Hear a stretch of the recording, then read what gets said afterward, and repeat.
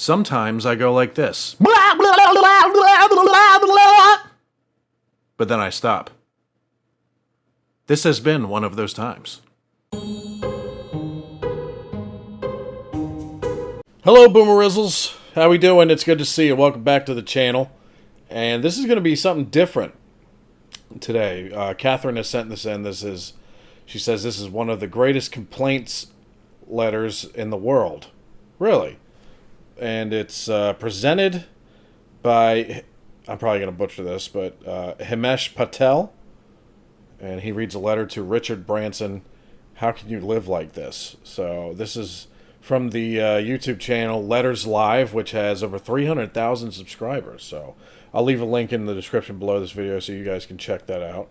Some of you may already know what it is, but I don't usually do this, but I'm going to read the description here. In 2008, after a disappointing 10-hour Virgin flight from Mumbai to Heathrow, a young man named Oliver Beale sent the following letter of complaint to Richard Branson, along with photos to illustrate his ordeal. Oh boy.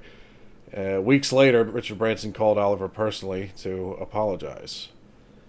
Himesh Patel read this letter brilliantly at our show at the Union Chapel in London on the 4th of March 2020. So, okay. Let's check it out then. This will be different. So, thank you, Catherine, for sending this in. Like, subscribe, do whatever you guys want. I don't know who Himesh Patel is. I don't know if he's a comedian or an actor or what. But let's see him read this letter here. Here we go. Is everything set? Yeah, here we go.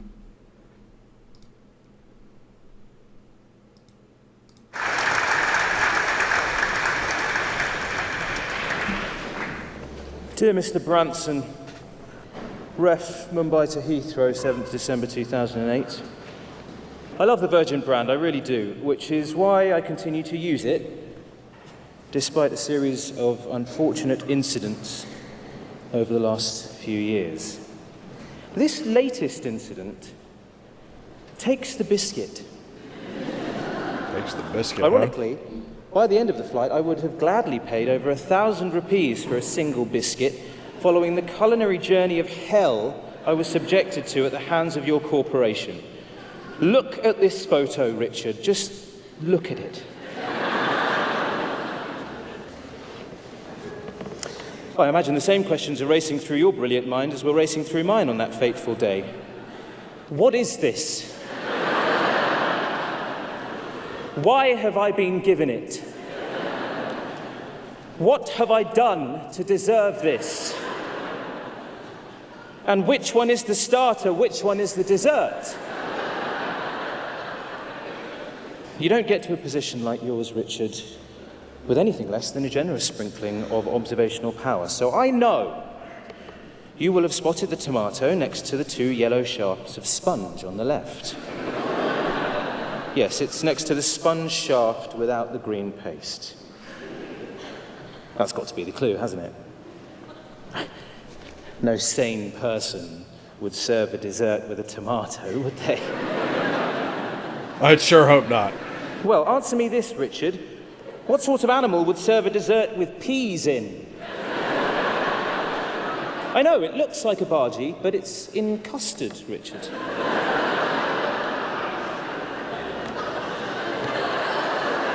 Custard.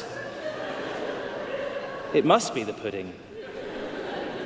Well, you'll be fascinated to hear that it wasn't custard. It was a sour gel with a clear oil on top. Its only redeeming feature was that it managed to be so alien to my palate that it took away the taste of the curry emanating from our miscellaneous central cuboid of beige matter. Perhaps the meal on the left might be the dessert after all. Anyway, this is all irrelevant at the moment. I was raised strictly but neatly by my parents, and if they knew I had started dessert before the main course, a sponge shaft would be the least of my worries. So let's peel back the tin foil on the main dish and see what's on offer.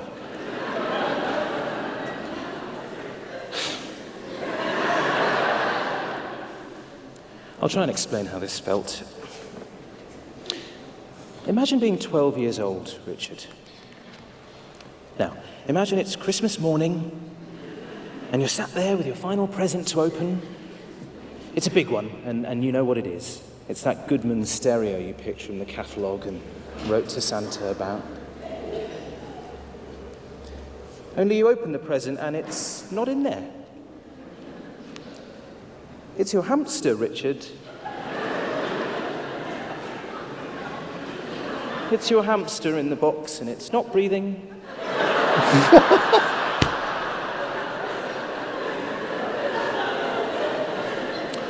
Well, that's how I felt when I peeled back the foil and saw this. Now, I know what you're thinking. You're thinking it's more of that bargy custard. I admit I thought the same too, but no, it's mustard, Richard. Mustard! More mustard than any person could consume in a month. Yo, this is a great letter. This is a great letter, I must say. But if I got served anything with enough mustard to last for a month, I'd feel like I wouldn't even be mad. I'd just feel like, what the fuck is going on here? That's mad. On the left, we have a piece of broccoli and some peppers in a brown glue-like oil. And on the right, the chef had prepared some mashed potato. The potato masher had obviously broken, and so it was decided the next best thing would be to pass the potatoes through the digestive tract of a bird.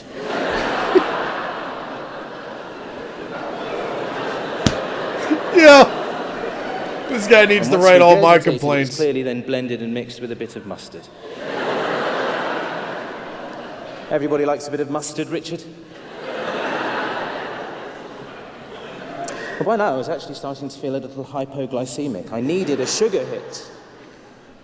Luckily, there was a small cookie provided. It had caught my eye earlier due to its baffling presentation. It appears to be in an evidence bag from the scene of a crime.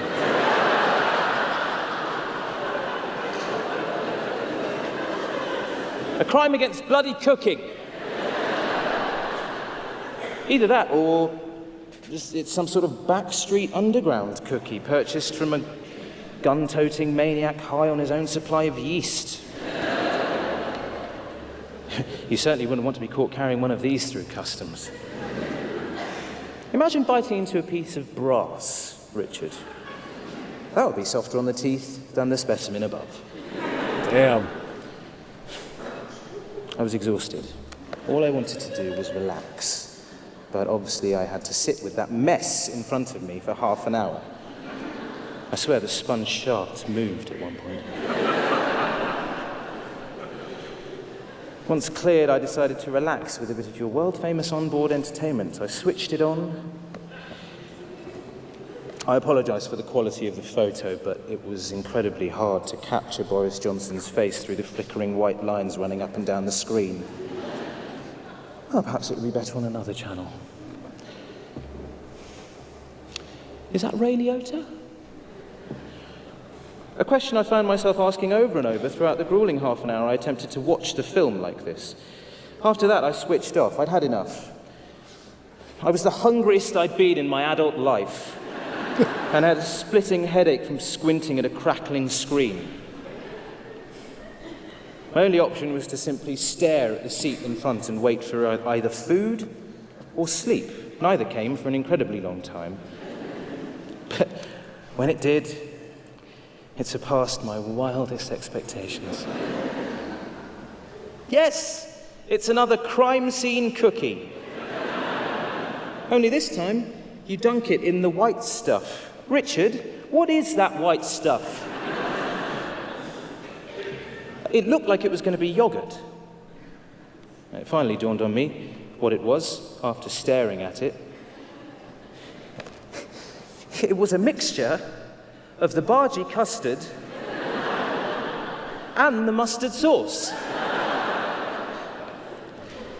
Yeah, this guy who wrote the letters making me think he had the worst time in the history of humanity, man. He needs to write complaints for everybody. He has a calling. He's just going to write complaints for everybody. He's going to ask them what happened, and he's like, I'll take it from there, and then write the letters. It reminded me of my first week at university. I had overheard that you could make a drink by mixing vodka and refreshers. I lied to my new friends and told them I'd done it loads of times. And when I attempted to make the drink in a big bowl, it formed a cheese. Richard. A cheese. And that cheese looked a lot like your Pargy mustard. So that was that, Richard. I didn't eat a bloody thing. My only question is, how can you live like this? I can't imagine what dinner around your house is like. Must be like something out of a nature documentary. As I said at the start, I love your brand, I really do. It's just a shame such a simple thing could bring it crashing to its knees and begging for sustenance. Yours sincerely, Oliver Beale. That was good. That was good. I like that. That was different. Just reading a letter. And good on Richard Branson for calling Oliver to apologize for the experience that he had.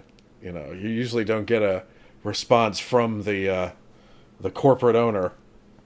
I don't think I've ever heard of something like that. So, but I'm sure it might happen from time to time. But it sounds like Richard Branson really was affected by this and was like, "Hey, man, I'm sorry for your experience," and good on him for it. But that was a very well-written, detailed letter, and it was funny. But you felt his pain. You really did, which is why I think Oliver should start a business where he writes complaints for you to send in to whatever places ruin their day on that particular date. But anyway, thank you, Catherine, for sending that in. That was a nice change of pace there. And I don't know. Let me know. Is Himesh Patel an actor or a comedian? Please let me know, because I've never seen him before. But his reading of that letter was very good too. So good on him. Anyway, I'm out of here. Like, subscribe, do whatever you guys want, and I'll see you again soon. Have a great day today.